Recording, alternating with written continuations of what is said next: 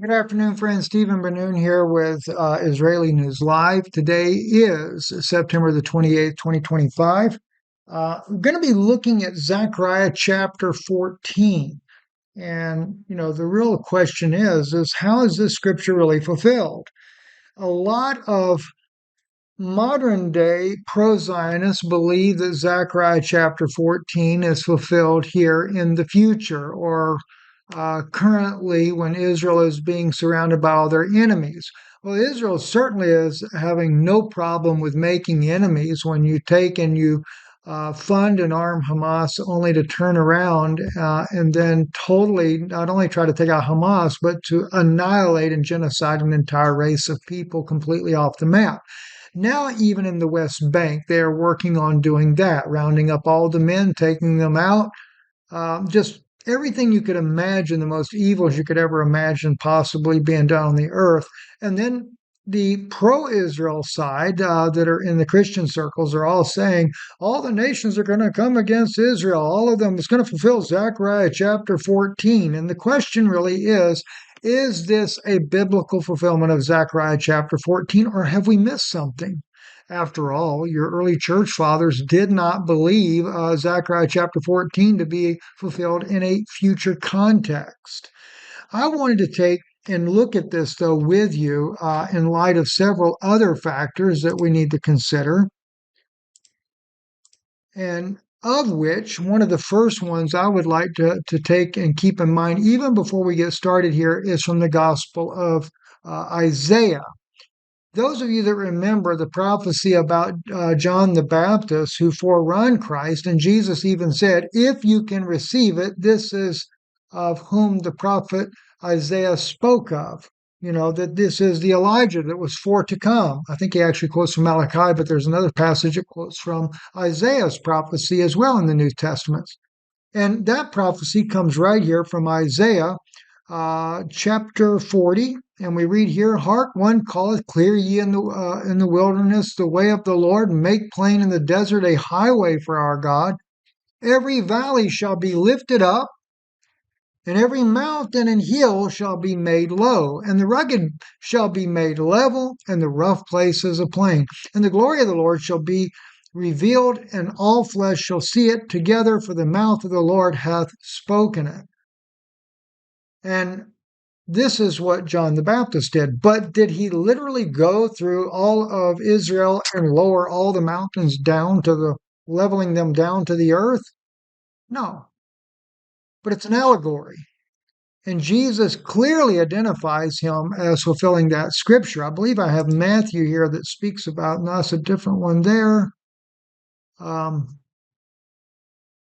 see here.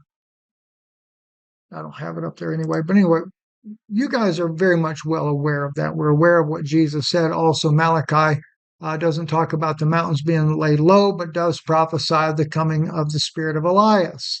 And Jesus said that he is that spirit that would come, right?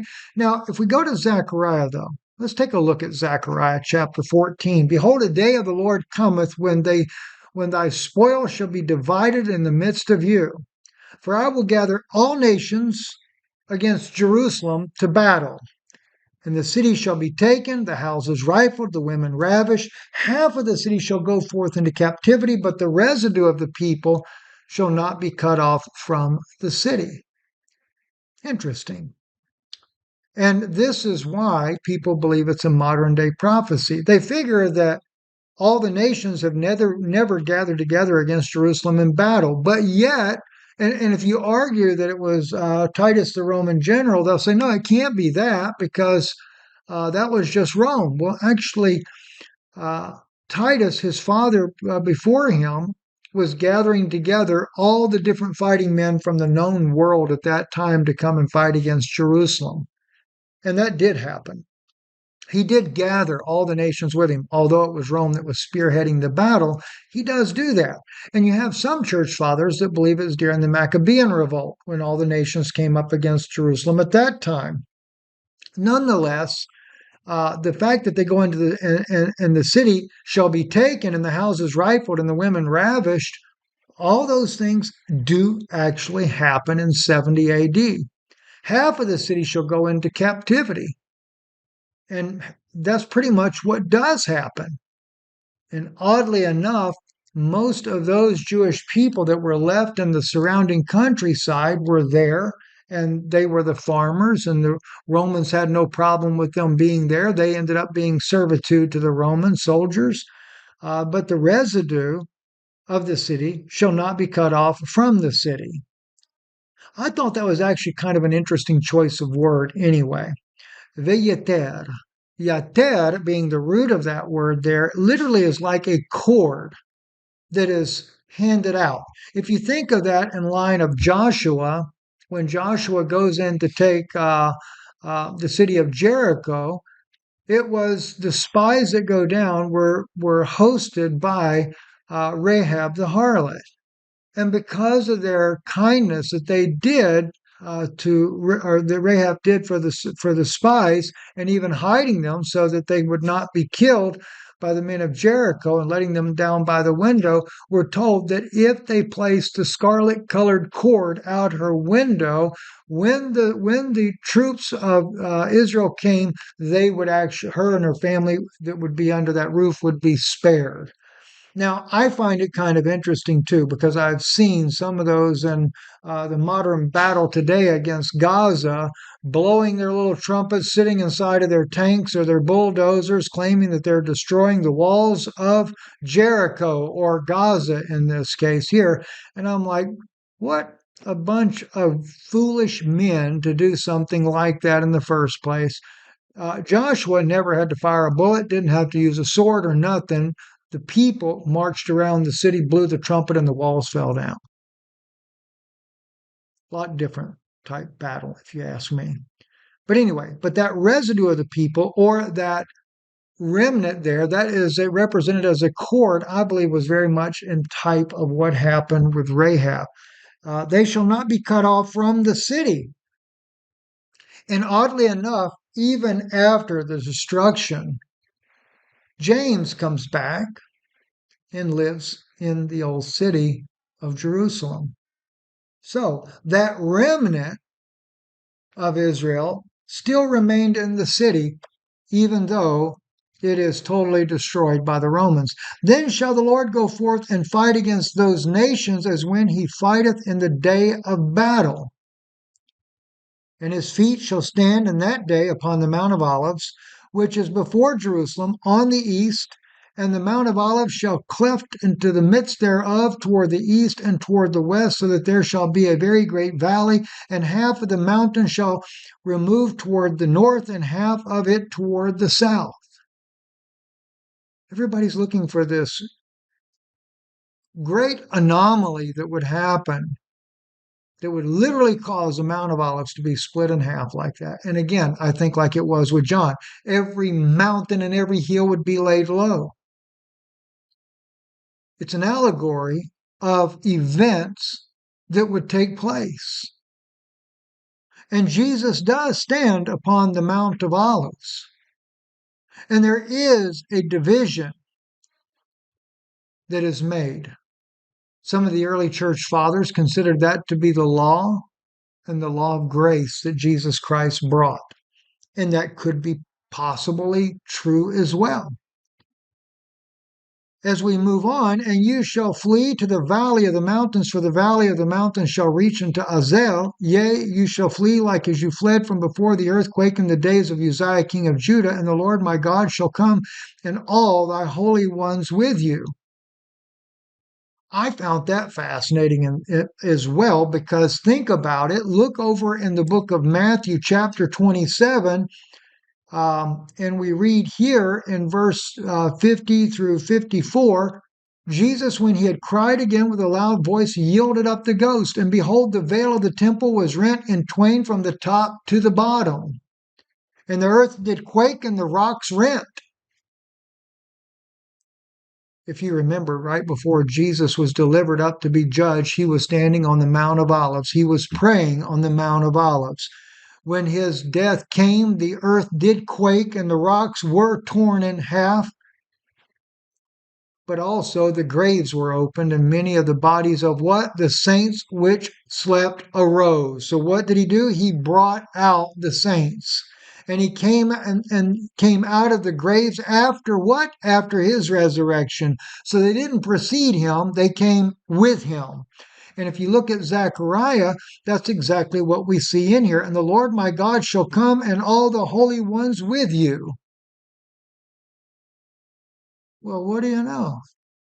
And it shall come to pass in that day that there shall not be light, but heavy clouds and thick.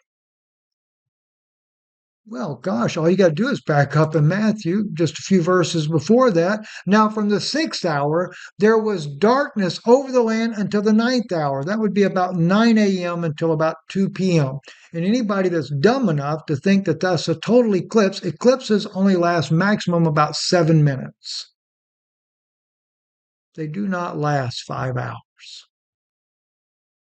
And about the 9th hour, Jesus cried with a loud voice, saying, Eli, Eli, lama sabachthani. That is to say, my God, why hast thou forsaken me? Now, we know he spoke in an unknown tongue. They used the Hebrew language or the Aramaic language to express this, which it does mean that. But that's only because we have the translation later of this issue, too. Also, another one that you might want to consider as well, and this is where Paul recognizes this over in Galatians chapter 4. Tell me that desire to be under the law. Do you not hear the law? For it is written that Abraham had 2 sons, the one by a bondmaid and the other by a free woman.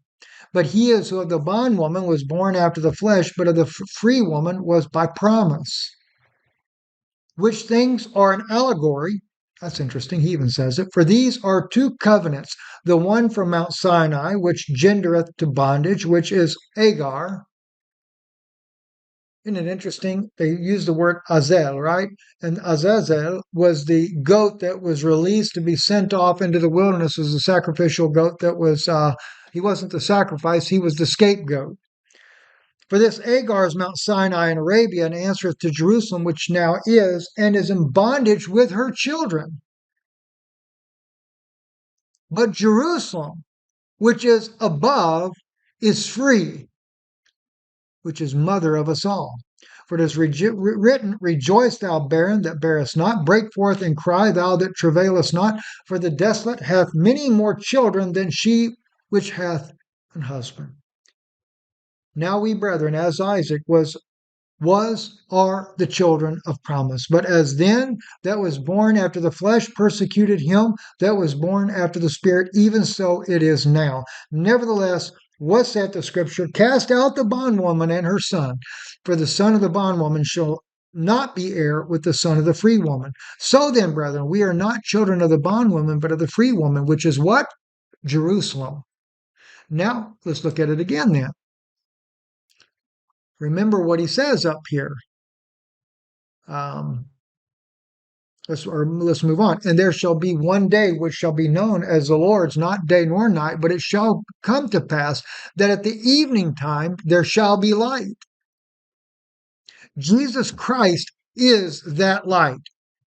And please don't let your minds be fooled by those that claim to be prophets in this day and age, or in the last 100 years, you might say, that claim that they have brought forth the light in the evening time. It is always represented that when Christ came, that was the end times. Because, see, everything is judged based on his coming. Not on the future things that happen now, but what would happen up until his coming. And it shall come to pass in that day that the living water shall go out from Jerusalem. Who's Jerusalem? The free woman. Christ represents Jerusalem. Half of them toward the the eastern sea, and half of them toward the western sea. And in summer and in winter shall it be. Do you know, Philip actually speaks about this summer and winter, so you know what the allegory is. He said the winter is on earth and the summer is in the heavenly realm. And what happened? Jesus brought forth that living waters that both blessed those that were on earth as well as those that he went to and preached to the lost souls that were imprisoned. As we see, many of the saints rose up with him according to Matthew's gospel. But let's look at this just to make sure that we got this right. In John chapter 4, there comes a woman of Samaria to draw water. Jesus says unto her, give me to drink. She's not from Jerusalem, right? For his disciples were gone away into the city to buy meat. Then saith the woman of the Samaritan to him, how is it thou, being a Jew, ask a drink of me, which am a Samaria? For the Jews have no dealings with the Samaritans. Jesus answered and said unto her, if you knew the gift of God and who it is that says to you, give me to drink, you would have asked of him, and he would have given you living water. Zechariah says right here, and it shall come to pass, verse 8, in that day that living water shall go out from Jerusalem. What did Jesus do? He went out from Jerusalem down to where Jacob's well was, to a woman of Samaria.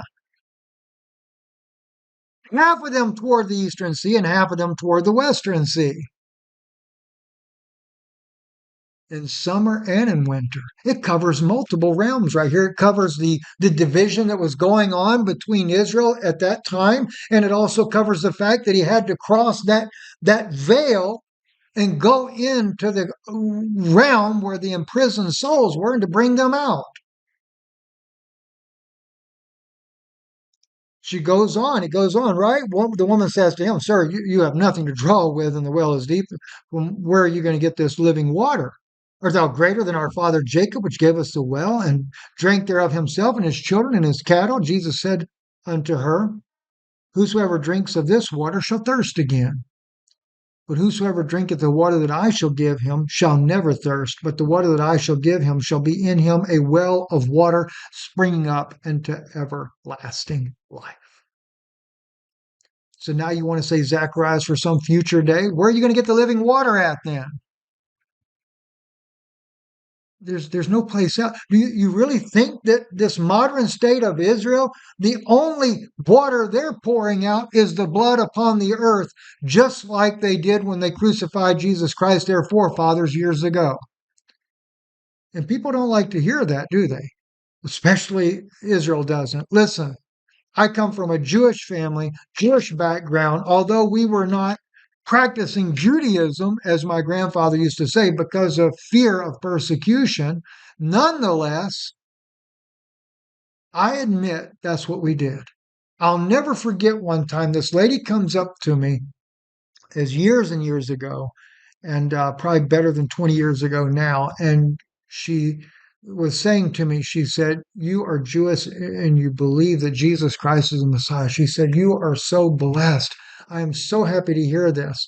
And I said, and you are? And she says, I am a Gentile that has believed.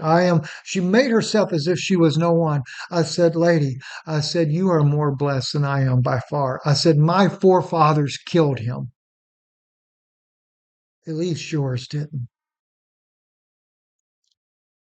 Don't put Jewish people up on some pedestal that they don't belong. Look what has happened with doing this with the modern state of Israel. Look at what they do to Christians, spit on them and everything else. Now, not all Jewish people are like that. I get that they're not. But if you go there in Israel now, especially in Orthodox communities, many times they'll spit on them, everything else you can imagine, curse the name of Jesus, And you can use Yeshua all you want, doesn't make any difference. They could care less what name you want to use. All right? So think about these things. So as we continue on, and we are back in Zechariah, and the Lord shall be king over all the earth, and in that day the Lord be one, and his name one, and the land shall be turned as Arabah from Geba to Rimmon, from the south of Jerusalem, and shall be lifted up and inhabited in her place from Benjamin's gate unto the place of the first gate unto the corner. All right, there is something else I wanted you to be able to see here. And notice this here. And men shall dwell therein, and shall be no more extermination, but Jerusalem shall dwell safely. You can't count that today. Again, Jerusalem is not the city. Jerusalem is represented as those that believe that Jesus Christ. She is the free woman, not the one in bondage, as Paul said, not the one that is in bondage, right? And this shall be the plague wherein the Lord will smite all the peoples that have warred against Jerusalem. All right, a plague that's coming. By the way, that's in Malachi chapter 4, too. Chapter 3 for the Hebrew Bible, but chapter 4, the last 5 verses of chapter 3 and the first 5 or so of chapter 4, where Malachi says, Behold, the earth comes and shall burn as an oven, and all the proud and all that do wickedly shall become ashes. They shall be stubble at the soles of your feet. This literally what is described here. And by the way, and this shall be the plague whereof the Lord will smite all the peoples that have warred against Jerusalem. Jerusalem, again, is the free woman, as Paul mentions in Galatians. She is not under the bondage of the law, so it is not the modern state of Israel that it's talking about. But it says here, their flesh shall consume away while they stand upon their feet. Their eyes shall consume away in their sockets, and their tongue shall consume away in their mouth. That is a nuclear bomb being detonated. I remember one scientist telling me the only thing that could ever create that type of event while you're still on your feet is a nuclear bomb, being at the heart of a nuclear blast. I don't see the Father doing these things, but I do see that Israel would be evil enough to do this to the whole world. They'll create their own plagues as they always have. Another thing I want you to notice too in verse 14, and Judah also shall fight against who? Jerusalem. What? Wait, Steve. V'gam Yehuda telahem beYerushalayim. Did you miss something? Did you miss something? And Judah shall fight against Jerusalem. How can Judah, if you think that the Jewish people that are living in the modern state of Israel today, that they are a fulfillment of Zechariah 14 as Jerusalem that's going to live in peace, and you just read Judah is going to fight against Jerusalem, then something is wrong, because that's what everybody calls Jews, are the Judites. But they fight against Jerusalem. And again, we know who Jerusalem is based on what the scripture says. Jerusalem is the city above. Was that in Galatians that we read? I read right here. For this Agar is Mount Sinai in Arabia, and answereth to Jerusalem, which now is and is in bondage with her children. But Jerusalem, which is above, is free, and which is the mother of us all. That's who they fight against. The Jerusalem that's above. That's what we read about in Revelation as well. And let's see, I got First Peter marked as well. Let me see. Why? For Christ also hath once suffered for sins, for the just, for the unjust, that he might bring us to God, being put to death in the flesh, but quickened by the Spirit, by which also he went and preached unto the spirits in prison. That's what I was talking about, the summer and the winter. Those spirits that were in prison. And remember, many of the saints which slept arose and came with him. So it wasn't just the fact that they were all condemned that he went to preach to, but we also read that and came out of the graves after his resurrection. That was, behold, that was because the body of the saints which slept arose. That's a lot to take in, isn't it? But Judah fights against Jerusalem, and the wealth of all the nations round about shall be gathered together, gold and silver and apparel in great abundance. To me, that just sets the time frame of when this happens. The wealth of all nations round about shall be gathered together. That's not talking about the nations coming against Jerusalem. That's talking about the day that this happens in, when Judah fights against Jerusalem, when the state of Israel fights against the true Christians on a global scale, and those that are cohorts with her fight against that true Jerusalem from above. The whole world is doing very wealthy. No wonder why we read in Revelation when it talks about the great city Babylon that comes to ruin.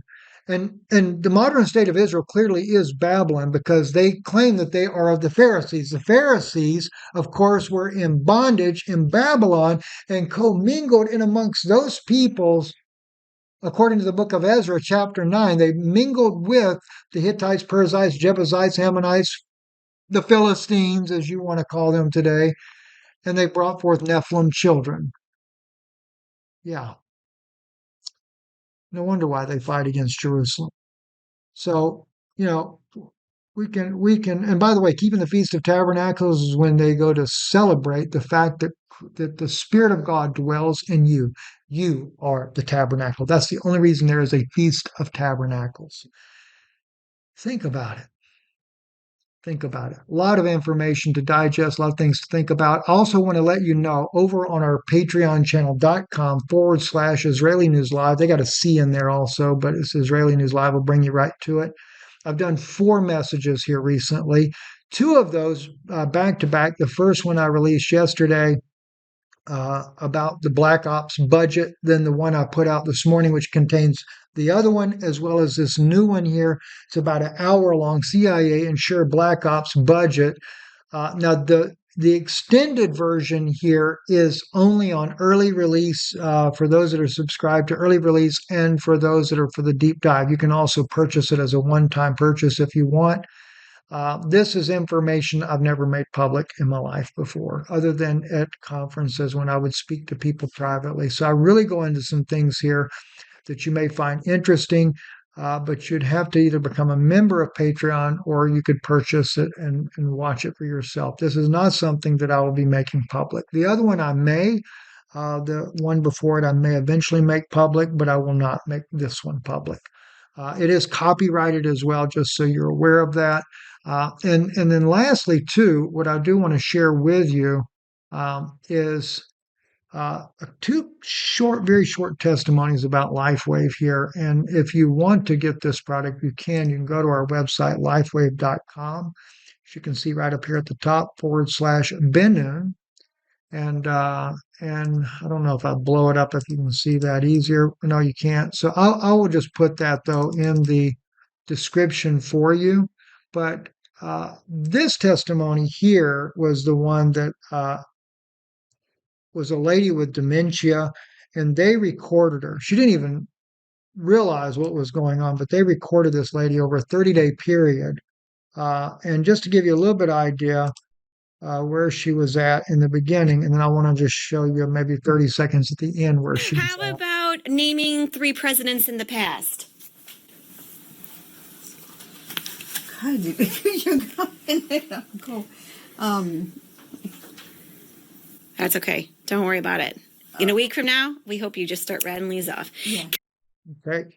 They put on this lady, the people that were her caretakers, they put on her X39. As far as I know, that's the only patch they put on her. A month later, now she couldn't name who the presidents were. She could get her kids' names, took a little bit of struggle for her and stuff. She couldn't get the birth dates right. I can kind of get that. I don't get it right either. This also is a little sad part here where she asked if she could write a check about something.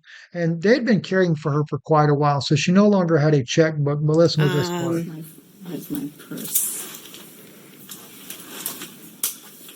She's already asked her if she could write a check. So you're looking for your checkbook.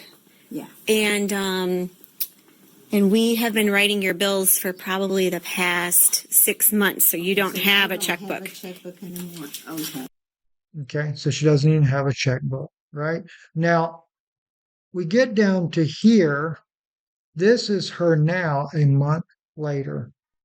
You don't even see, well, maybe she does have a walker. I don't know, but listen to her now. Table temporarily because your most internal sense. This is the internal sense. Is this sense that I'm in charge of my own life and that I can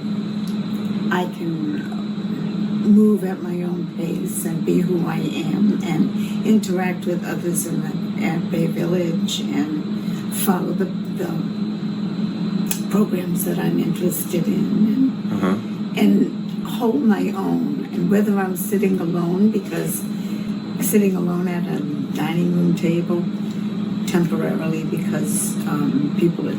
Now, see, she's so clearly can articulate, right? Let me play the first part, though. So how do you feel over the last month being on this patch? I feel really alert and good and with it, and I'm able to do whatever I want. Really? Yeah. And do you say that because I'm asking you that question? I mean, what internal? and then she could name all the presidents. She could do it with no problem. She could articulate so much better now a month later. And I shared that with my aunt, who also was dramatically changed using the patch as well. This is a doctor that said something very similar to Dr. Sellers, who said this early on when we started LifeWave. And I want you to hear just this here, and then we'll close out. Didn't seem like the right thing to do. It was like a violation of our Hippocratic oath. And so I've been in I've had good products through network marketing, but I never really promoted them. I was scared to, because what would they think of me if I started making money off of telling about a product like Protandim that could, reverse their aging. So when I learned about the patches and I started using them, it's like what he said. My Hippocratic oath is first not to do any harm. But if I'm not sharing this technology that is changing people's lives and giving them their lives back, that's doing harm. There you have it right there. And we're part of the This Is It team, so I wanted to share that with you. We have that on one of our websites there that we can share that with people. But, I just encourage you. We've been at this now for 2 years. We have seen it 100% for ourselves change our lives in every way. And it's what helps also support the work we do. But more importantly, it helps you. So I want to thank you and thank you for listening. I'm actually going to be looking at that. Somebody sent that to me there. But if you want to also, you can support the ministry right here online by donating online. I'm fixing to be doing another article here. I did this one. A lot of people seem to like this one here. I did on September 17, Who's the Real Assassin? There's more information that's come out since then that I would probably update this article on, but I think you'll like it. It's very, very much in depth. Um, and you can always go to our website to go to LifeWave directly, so you don't have to worry about memorizing a link. And I'll have both links in the description, IsraeliNewsLive.org, as well as the one for LifeWave. Thank you, and thank you for supporting the broadcast. And by the way, tonight at 8 p.m. Eastern, if you want to join us, we do a live Zoom meeting. I'll put the link for that in the description too. Our Zoom meeting, we touch on X39, but we also go on other health-related issues. So Yana normally spearheads those. She has been doing menopause and andropause here recently. I don't know if she's going to still focus back in on that, because that's a major issue going on in life. And she talks about overall wellness in every area of life.